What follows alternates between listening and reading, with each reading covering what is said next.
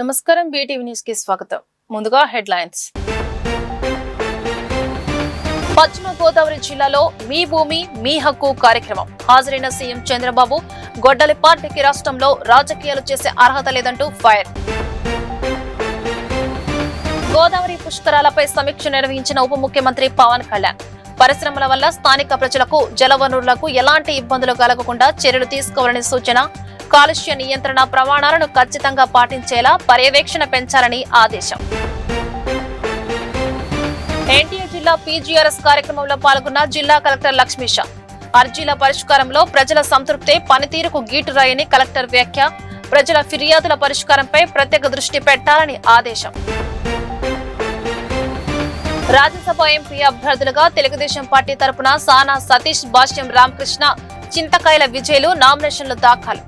Amaravati assembly భవనంలో nomination పత్రాలను ఎన్నికల రిటర్నింగ్ అధికారి ఆర్ వనితారాణికి అందజేసిన అభ్యర్థులు నామినేషన్ల దాఖలు ప్రక్రియలో పాల్గొని ప్రతిపాదకులుగా సంతకాలు చేసిన కూటమి పార్టీ నేతలు. ప్రజల భవిష్యత్తు బాగు చేసే బాధ్యత ప్రభుత్వం తీసుకుంటుందని ముఖ్యమంత్రి చంద్రబాబు నాయుడు తెలిపారు. భవిష్యత్తులో తాగునీరు, సాగునీరుకి ఇబ్బంది లేకుండా చర్యలు తీసుకునే బాధ్యతను మంత్రి రామానాయుడికి అప్పగించామని ముఖ్యమంత్రి చంద్రబాబు నాయుడు తెలిపారు. ఎప్పుడు చూసినా గోదావరి జిల్లా ఆహ్లాదకరంగా ఉంటుందన్నారు. సోమవారం సిద్ధాంతంలో రైతులకు పట్టాదారు పాస్ పుస్తకాలను సీఎం పంపిణీ చేశారు. అనంతరం ముఖ్యమంత్రి మాట్లాడుతూ భవిష్యత్తులో తాగునీరు, సాగునీరుకి ఇబ్బంది లేకుండా చర్యలు తీసుకునే బాధ్యతను మంత్రి రామానాయుడికి అప్పగించామన్నారు. ఎప్పుడు చూసినా గోదావరి జిల్లా ఆహ్లాదకరంగా ఉంటుందన్నారు. పంటలు పండించడంలో జిల్లాలో రైతులకు మించిన వారు లేరని కొనియాడారు. రాయలసీమ, విశాఖ జిల్లాలో పరిశ్రమల కోసం భూములు కావాలంటే ఇస్తారని, ఇక్కడ మాత్రం సెంటు భూమి కూడా ఇవ్వరని అన్నారు. ఆక్వా రైతుల సంక్షేమం కోసం ఓ ప్రణాళిక రూపొందించినట్లు ముఖ్యమంత్రి తెలిపారు. ఇంకో పక్క మీరు అన్నారు, చెప్పినప్పుడు అందరూ కూడా చప్పట్లు కొట్టారు. 24 గంటల్లో ధాన్యం ఇచ్చిన వెంటనే మీ అకౌంట్లో డబ్బులు వేయాలని స్పష్టమైన ఆదేశాలు ఇచ్చాను. వేసారా లేదా అకౌంట్ కూడా తెప్పిస్తున్నాం. మళ్ళా ఒకప్పుడు మీ ఊర్లో పండిన ధాన్యం మీ ఊర్లో రైస్ మిల్లుకి ఇవ్వకుండా ఈస్ట్ గోదావరిలో ఇచ్చేవాళ్ళు. ఈ తణుకుకు వచ్చి నేనే పెద్ద గొడవ చేశాను. ఈరోజు చాలా స్పష్టమైన ఆదేశాలు ఇచ్చి వేరే జిల్లాలకు పోయే పని లేకుండా మీ ఊరు భూమి, మీ భూమిలో పండిన పంట నియరెస్ట్ రైస్ మిల్లుకి ఇచ్చే విధానానికి శ్రీకారం చుట్టాను. గోనె సంచులు సమస్యలు లేకుండా చేశాం. రాబోయే రోజుల్లో ఇంకా ఆధునీకరణతో ముందుకు పోవాలి. నిన్నే కేంద్ర మంత్రితో కూడా మాట్లాడాను. అవసరమైతే రైస్ మిల్ దగ్గరనే సైలోలు పెట్టి బియ్యం మన రైస్ గారి అక్కడికి వెళ్తే, ప్యాడీ వెళ్తే అక్కడనే ప్రాసెస్ చేసి అక్కడనే కానీ అందులో వేసి పెడితే వేర్ హౌసింగ్ కూడా పోయే పని లేకుండా నేరుగా గ్రామాలకు పీడీఎస్ కింద డిస్ట్రిబ్యూషన్కి వెళ్ళిపోతుంది. అలాంటి వినూత్నమైన కార్యక్రమాలకు ఆలోచిస్తున్నాం.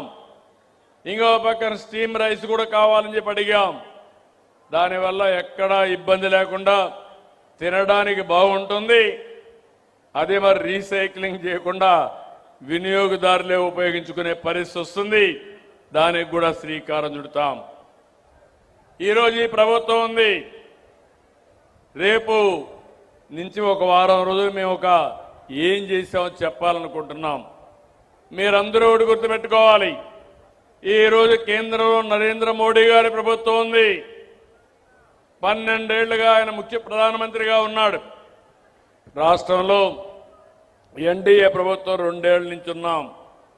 నేను 4వ సారి ముఖ్యమంత్రి. అనేక ఇబ్బందులు ఉన్నాయి. విధ్వంసం అయింది. విధ్వంసం నుంచి ఇప్పుడిప్పుడే బయటపడేసే పరిస్థితికి వచ్చాం. ఈ విషయం మీరు గుర్తుపెట్టుకోవాలి. 10 లక్షల కోట్ల రూపాయలు అప్పులు ఎవరో పెట్టుబడి పెట్టకుండా పారిపోయిన పరిస్థితి. పిల్లలకు ఉద్యోగాలు. పరిశ్రమల వల్ల స్థానిక ప్రజలకు జలవనరులకు ఎలాంటి ఇబ్బందులు కలగకుండా చర్యలు తీసుకోవాలని ఉప ముఖ్యమంత్రి పవన్ కళ్యాణ్ సూచించారు. కాలుష్య నియంత్రణ ప్రమాణాలను ఖచ్చితంగా పాటించేలా పర్యవేక్షణ పెంచాలని ఆదేశించారు. ఉప ముఖ్యమంత్రి పవన్ కళ్యాణ్ నిర్వహించిన సమీక్షలో ఆంధ్ర పేపర్స్ మిల్ అంశం చర్చకు వచ్చింది. పర్యావరణ నిబంధనల అమలు, కాలుష్య నియంత్రణ చర్యలపై అధికారులతో సమీక్ష నిర్వహించారు. నిబంధనల ఉల్లంఘనలపై ఆంధ్ర పేపర్ మిల్స్ కు నోటీసు జారీ చేయాలని అధికారులకు ఆదేశాలు ఇచ్చినట్లు సమాచారం. నివేదికలు పరిశీలించిన అనంతరం తదుపరి చర్యలపై నిర్ణయం తీసుకోనున్నట్లు వెల్లడించారు. Don't get pressurized by political weights. Our job is administration. I want the administration to do their job. If any issue is there, please say, we will refer it to the concerned ministers. We will take it to cabinet. If cabinet cannot solve it, then we will take it to assembly. Because our concern is for public. Again, meeru deenini political issues వస్తాయి అని చెప్పి మీరు మీ duty మీరు చేయకపోతే మీరు ఎట్లాగా? అందుకే I want the administration to do the job. We will see what can be done. Then will reach out to public. Please, I think that's how would like to so do the needful.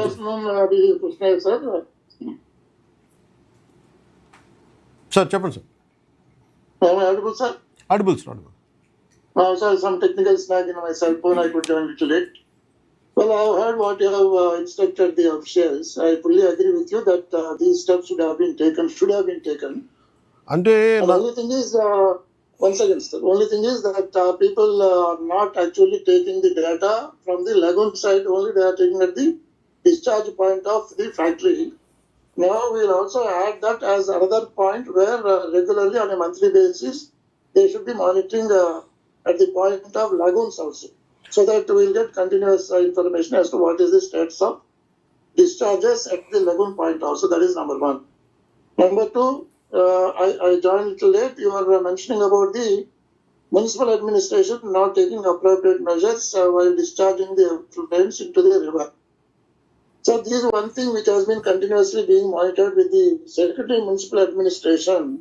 In fact, prior to our Honorable Minister's Deputy CM's visit also, I spoke to the Secretary Municipal Administration, Mr. Suresh, about the impending Pushkarams and Wi-Fi connection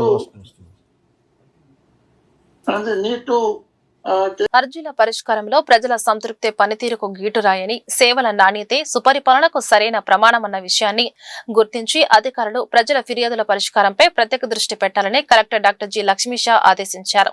సోమవారం collectorate Shri Pingali Venkaiah సమావేశ మందిరంలో ప్రజా స్నేహపూర్వక PGRS కార్యక్రమం జరిగింది. అంతకుముందు collector Lakshmisha శాఖల వారీగా అర్జీల పరిష్కారంపై సమీక్ష సమావేశం నిర్వహించారు. ఇంతవరకు ఎన్ని అర్జీలు అందాయి, ఎన్ని పరిష్కరించారు, పరిష్కార నాణ్యత తదితర అంశాలను పరిశీలించారు. ఈ సందర్భంగా కలెక్టర్ మాట్లాడుతూ ప్రతి అర్జీ సత్వర పరిష్కారానికి చర్యలు తీసుకోవాలని, ప్రజా ఫిర్యాదుల పరిష్కార వ్యవస్థను మరింత ప్రజా స్నేహపూర్వకంగా పారదర్శకంగా నిర్వహించేందుకు అన్ని శాఖల అధికారులు ప్రత్యేక దృష్టి సారించాలని సూచించారు. రాజ్యసభ ఎంపీ అభ్యర్థులుగా తెలుగుదేశం పార్టీ తరపున సానా సతీష్, భాష్యం రామకృష్ణ, చింతకాయల విజయులు నామినేషన్లు దాఖలు చేశారు. సోమవారం అమరావతి అసెంబ్లీ భవనంలో సానా సతీష్, భాష్యం రామకృష్ణ, చింతకాయల విజయులు తమ నామినేషన్ పత్రాలను ఎన్నికల రిటర్నింగ్ అధికారి ఆర్ వనితారాణికి అందజేశారు. ఈ నామినేషన్ల దాఖలు ప్రక్రియలో కూటమి పార్టీ నేతలు పాల్గొని ప్రతిపాదకులుగా సంతకాలు చేశారు. రాజ్యసభ ఎంపీ అభ్యర్థిగా సానా సతీష్ 2 సెట్ల నామినేషన్లను సమర్పించారు. ప్రతిపాదకులుగా చీఫ్ విప్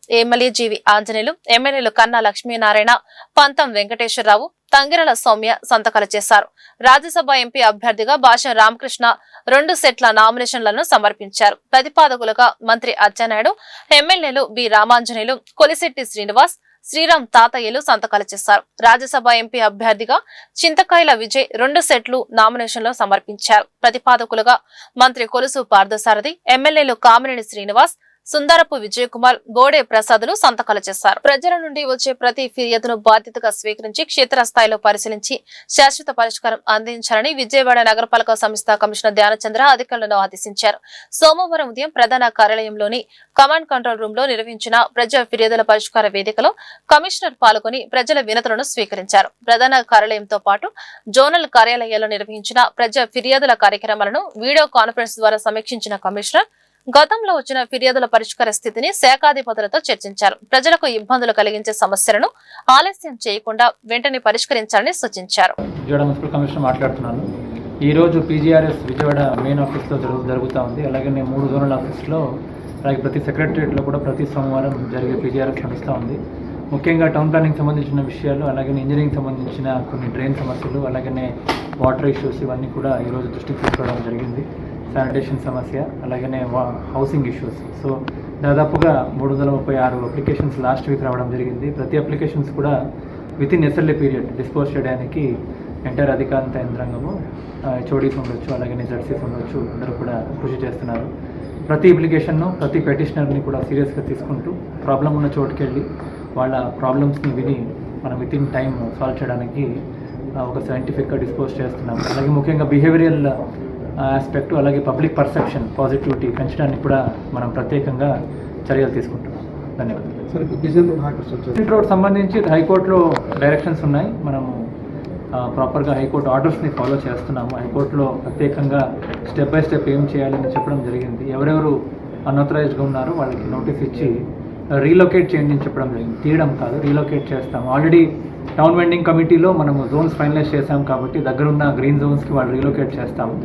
ఉన్నవాళ్ళు కంటిన్యూ చేస్తాము.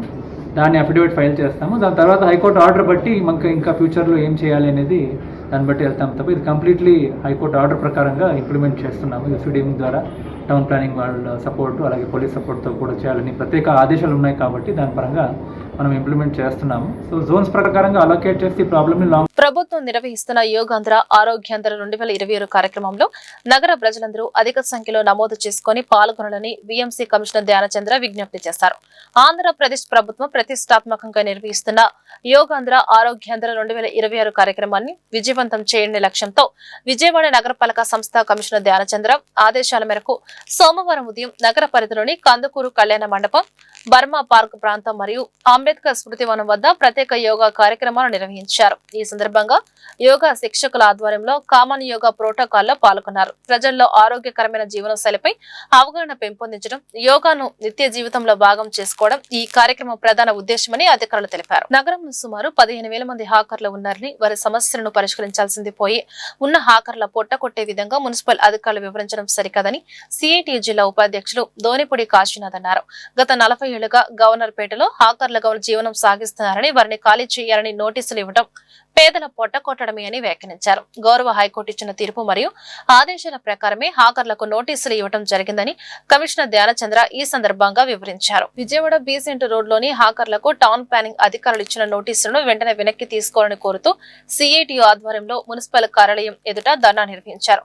ధర్నా అనంతరం ప్రజా సమస్యల పరిష్కార వేదికలో మున్సిపల్ కమిషనర్ ధ్యానచంద్రకు నాయకులు వినతి పత్రం సమర్పించారు. ఈ సందర్భంగా సిఐటి జిల్లా ఉపాధ్యక్షులు దోనిపూడి కాశీనాథ్ మాట్లాడుతూ నగరంలో సుమారు 15,000 మంది హాకర్లు ఉన్నారని, వారి సమస్యలను పరిష్కరించాల్సింది పోయి ఉన్న హాకర్ల పొట్టకొట్టే విధంగా మున్సిపల్ అధికారులు వ్యవహరించడం సరికాదన్నారు. నగరంలో 15,000 మంది వరకు హాకర్స్ ఉంటారు. ఈ హాకర్స్కి సంబంధించినటువంటి సమస్యలు పరిష్కారం చేయకపోగా ఉన్నటువంటి వాళ్ళు పొట్ట కొట్టాలని చెప్పనేటువంటి ఆలోచన సాగుతూ ఉంది. ఈ ఆలోచన విరమించుకోవాలని చెప్పేదానికోసం ఈరోజు పీజీఆర్ఎస్ దగ్గరకు వచ్చి రిప్రజెంటేషన్స్ ఇస్తూ ఉన్నారు. వీళ్ళకి రెన్యువల్స్ కార్డులు అయినాయి, ఉన్నటువంటి వాడి గుర్తింపు కార్డు ఉంది, అయినటువంటి రెన్యువల్స్ అయినాయి. ఈ రెన్యువల్స్తో పాటు గుర్తింపు కార్డు కోసం 200 రూపీస్ రసీదుని కార్పొరేషన్ పేరుతో కట్టారు. అధికారులు కట్టమంటేనే కట్టారు. కట్టించుకుంది కార్పొరేషనే, కమిషనర్ మున్సిపల్ కార్పొరేషన్ అనే పేరుతో. ఆ రసీదులు కూడా ఉన్నాయి వీళ్ళ దగ్గర. మరి నువ్వు వీళ్ళకి అన్యాయం చేస్తామని చెప్పని కూటమి ప్రభుత్వం ఆలోచిస్తే ఎట్లా? అందుకని తప్పనిసరిగా మొత్తం రసీదుని కూడా గుర్తింపు కార్డుగానే చూడాలి, రెన్యువల్ అయిన కార్డుని గుర్తింపు కార్డుగా చూడాలి. పాత కార్డు కూడా ఆల్రెడీ గుర్తింపు కార్డు ఉంటే 40-50 సంవత్సరాలుగా సుమారుగా 6 దశాబ్దాల కాలం నుంచి బిసెంట్ రోడ్డు నమ్ముకుని, గవర్నర్పేట నమ్ముకుని బతుకుతూ ఉన్నటువంటి వాళ్ళ పొట్టని ఏ విధంగా కొడతారని చెప్పనేటువంటిది ప్రశ్నిస్తూ ఉన్నాం. అందుకనే ఎప్పటికైనా మేము చెప్పదలుచుకుందో ఇటే, ఈ సమస్య పరిష్కారానికి న్యాయబద్ధమైనటువంటి పరిష్కారం ఉంది. ఆ పరిష్కారం ఏంటంటే సూత్రబద్ధమైనటువంటి వైఖరి. మేము చెప్పేది ఈ సూత్రబద్ధమైన వైఖరి ఏంటంటే, 1 గుర్తింపు కార్డులు ఉన్నటువంటి వాళ్ళే తీయటానికి ఇల్లేదు, గుర్తింపు కార్డు కోసం అప్లై చేసి రసీదు వచ్చినటువంటి వాళ్ళే తీయటానికి ఇల్లేదు. అదేవిధంగా రెన్యువల్ చేయించుకున్నటువంటి వాళ్ళై రెన్యువల్కి అప్లై చేసినటువంటి వాళ్ళై తీసేయటానికి వీల్లేదు. ఈ 3 దశల్లో ఉన్నటువంటి వాళ్ళని ఖచ్చితంగా హాకర్గానే గుర్తించాలి, హాకర్గానే చూడాలి, వీసెంట్ రోడ్డు హాకర్గానే వాళ్ళని గమనించాలి. అలా గమనించకుండా మీ కొద్దిమందికే ఉన్నాయి, అయ్యే ఉంటాయి, మిగిలినవి ఉండవని చెప్పడంలో ఆంతర్యం ఏమిటని చెప్పనేది మేము ప్రశ్నిస్తూ ఉన్నాం. అందుకని ఇప్పటికైనా కూటమి ప్రభుత్వం ఎన్నికల ముందుకు చేసినటువంటి వాగ్దానం ఏదైతే ఉందో ఆ వాగ్దానాన్ని తొంగలో తొక్కి పేదవాడి పట్టగొట్టేదానికి విజయవాడ కొత్త గవర్నమెంట్ హాస్పిటల్ గేటు వద్ద అర్ధరాత్రి మద్యం మత్తులో 2 వ్యక్తులు వీరంగా సృష్టించారు. తార్ కారు వేసుకుని వచ్చి రోడ్డు మధ్యలో వెహికల్ పెట్టి ట్రాఫిక్ ను ఆపేసి రోడ్ల మీద వాహనదారులను ఇబ్బంది పెడుతూ అడ్డు వచ్చిన ట్రాఫిక్ కానిస్టేబుల్ ని విచక్షణ రహితంగా కొట్టి గాయపరిచారు. పబ్లిక్ ని పోలీస్ వాళ్ళని దుర్భాషలాడుతూ పెద్ద పెద్ద అరుపులతో ఒంటి మీద షర్ట్ కూడా తీసేసి వీరంగా సృష్టించారు. వీరిరువురు ఎవరని ఆరా తీగా చిట్టి నగర్ కు చెందిన వాళ్ళగా చెబుతున్నారు. పోలీసులు స్పెషల్ డ్రైవ్ నిర్వహిస్తూ కఠిన చర్యలు తీసుకుంటున్నారు. అయినా కూడా మద్యం మత్తులో జరిగే ఆగడాలు ఆగట్లేదు. ఇలాంటి వాళ్ళని కఠినంగా శిక్షించాలని స్థానికులు పోలీస్ శాఖని కోరుతున్నారు. ఆంధ్రప్రదేశ్ దేవాదాయ శాఖ ఆధ్వర్యంలో రాష్ట్రంలోని ముఖ్య దేవాలయాల్లో ఖాళీగా ఉన్న వేద పారాయణదారుల, అర్చకులు, పరిచారకులు, భజంత్రీలు, వంట స్వాముల తదితర ధార్మిక పోస్టుల భర్తీకి ఇప్పటికే నోటిఫికేషన్ జారీ చేశామని రాష్ట్ర దేవాదాయ శాఖ కమిషనర్ కె రామచంద్ర మోహన్ అన్నారు. అభ్యర్థుల నుండి దరఖాస్తులు స్వీకరించి పరిశీలన అనంతరం హాల్ టికెట్లు జారీ చేసే మొదటగా వేద పారాయణదారులకు పరీక్ష నిర్వహిస్తున్నామని చెప్పారు. వేద పారాయణదారు పోస్టుల ఎంపిక ప్రక్రియ పూర్తయిన అనంతరం అర్చకులు, పరిచారకులు, భజంత్రీలు తదితర పోస్టుల భర్తీని దశల వారీగా పూర్తి చేస్తామని దేవాదాయ శాఖ కమిషనర్ రామచంద్ర మోహన్ పేర్కొన్నారు. వేద పారాయణదారుల పోస్టులకు సంబంధించిన మౌలిక పరీక్షలు ఈ రోజు నుండి ప్రారంభమవుతున్న సందర్భంగా సోమవారం ఉదయం విజయవాడ మాడపాటి అతిథి గృహంలో దేవాదాయ కమిషనర్ మీడియాతో మాట్లాడారు. ఆంధ్రప్రదేశ్ ముఖ్యమంత్రి వారు ఇటీవల దేవాదాయ శాఖపై సమీక్ష నిర్వహించిన సందర్భంలో రాష్ట్రంలో అన్ని ఆలయాలలో ఖాళీగా ఉన్న వైదిక సిబ్బంది పోస్టులన్నీ భర్తీ చేయవలసిందిగా ప్రత్యేకంగా ఆదేశించారని, సదరు ఆదేశాల ప్రకారం వైదిక సిబ్బంది ఖాళీలు ఏవైతే ఉన్నాయో వివరాలన్నీ సేకరించి భర్తీకి ప్రత్యేకంగా ప్రభుత్వానికి ప్రతిపాదన పంపించగా ప్రభుత్వం సెంట్రలైజ్డ్ పరీక్ష నిర్వహించి పూర్తి పారదర్శకతతో ప్రతిపక్కే పట్టం కట్టే విధంగా నియామకాలు జరపాలని ఆదేశించిందని రామచంద్రమోహన్ పేర్కొన్నారు. 342 ధార్మిక పోస్టులకు గాను రాష్ట్ర వ్యాప్తంగా 5,000 మందికి పైగా అభ్యర్థులు దరఖాస్తు చేసుకున్నారని, శ్రీకాకుళం నుండి కృష్ణా జిల్లా గల మల్టీజోన్ వేద పారాయణదారుల అభ్యర్థులకు విజయవాడ మాడపాటి అతిథి గృహంలో వేరే జోన్ కి చెందిన పండితులు అర్హత పరీక్ష జరుపుతుండగా వేరే జోన్ కు చెందిన 2 డిప్యూటీ కమిషనర్లు పర్యవేక్షణ చేస్తున్నారని, గుంటూరు నుండి రాయలసీమ వరకు గల మల్టీజోన్ 2లో అభ్యర్థులకు ఇదే విధంగా సీతానగరంలో పూర్తి పారదర్శకంగా ఈ నెల 16 వరకు మౌఖిక పరీక్షలు జరుగుతాయని రామచంద్ర మోహన్ వివరించారు. నిర్వహించిన సందర్భంలో రాష్ట్రంలో అన్ని ఆలయాల్లో ఖాళీగా ఉన్న వైదిక సిబ్బంది పోస్టులన్నీ కూడా భర్తీ చేయవలసిందిగా ప్రత్యేకంగా ఆదేశించడం జరిగింది. దానికి అనుగుణంగా రాష్ట్రంలో అన్ని 6A దేవాలయాల్లోని వైదిక సిబ్బందికి సంబంధించిన ఖాళీలు ఏవైతే ఉన్నాయో వివరాలన్నీ సేకరించడం, వాటి భర్తీకి ప్రత్యేకంగా ప్రభుత్వానికి ప్రతిపాదనలు పంపించడం, దాని మీద ప్రభుత్వం సెంట్రలైజ్డ్గా పూర్తి పారదర్శకత కోసం ప్రతిభకే పట్టం కట్టే విధంగా కేవలం ప్రతిభ ఆధారంగా ఎంపిక జరగాలనే ఉద్దేశంతో సెంట్రలైజ్డ్ రిక్రూట్మెంట్, ఏకీకృత రిక్రూట్మెంట్ చేపట్టాలని ఆదేశించడం జరిగింది. అందుపై సంబంధిత వేదపారాయణదారులు కానీ వేదపారాయణదారులు వివిధ శాఖలు, అదేవిధంగా అర్చకులు, పరిచారికలు, ఉపనిషత్ పారాయణదారు, రామాయణ పారాయణదారు, సప్తశతి పారాయణదారు, చండీ పారాయణదారు, ఇటువంటి అన్నిటికీ సంబంధించి దేనికి సంబంధించి ఏ పోస్టుకు సంబంధించిన అర్హతలని ఆ విభాగంలో నిష్ణాతులు ఎవరైతే ఉన్నారో వాళ్ళ ద్వారా ఈ అర్హతలను నిర్దేశించుకొని, ఎందుకంటే రెగ్యులర్ రూల్స్లో ఉండేవి కాదు ఈ అర్హతలన్నీ కూడా ఆ సంబంధిత విద్వాంసులను సంప్రదించి అర్హతలను నిర్దిష్టపరచుకొని దాని ప్రకారం నోటిఫికేషన్ ఇవ్వడం జరిగింది. ఆ నోటిఫికేషన్కి 344 పోస్టులకు సంబంధించి నోటిఫికేషన్ ఇవ్వడం జరిగిందండి. 344 పోస్టులని నోటిఫికేషన్ ఇస్తే దాదాపు 5,000 దగ్గరగా 5,500 మంది అప్లికేషన్లు ఆన్లైన్ ద్వారానే అప్లికేషన్లు తీసుకోవడం జరిగింది. దాదాపు 5,500 మంది దరఖాస్తు చేయడం జరిగింది. మళ్ళీ అవన్నీ కూడా పరిశీలించి వాళ్ళ అర్హతలను పరిశీలించి అవన్నీ కూడా విభాగాల వారీగా హాల్ టికెట్లు ఇచ్చే ప్రక్రియ ప్రారంభించడం జరిగింది. అయితే ముందుగా ఫస్ట్ ఫేజ్లో వేదపారాయణదారుల ఎంపిక విధానాన్ని ఎంపిక ప్రక్రియని చేపట్టడం జరిగింది.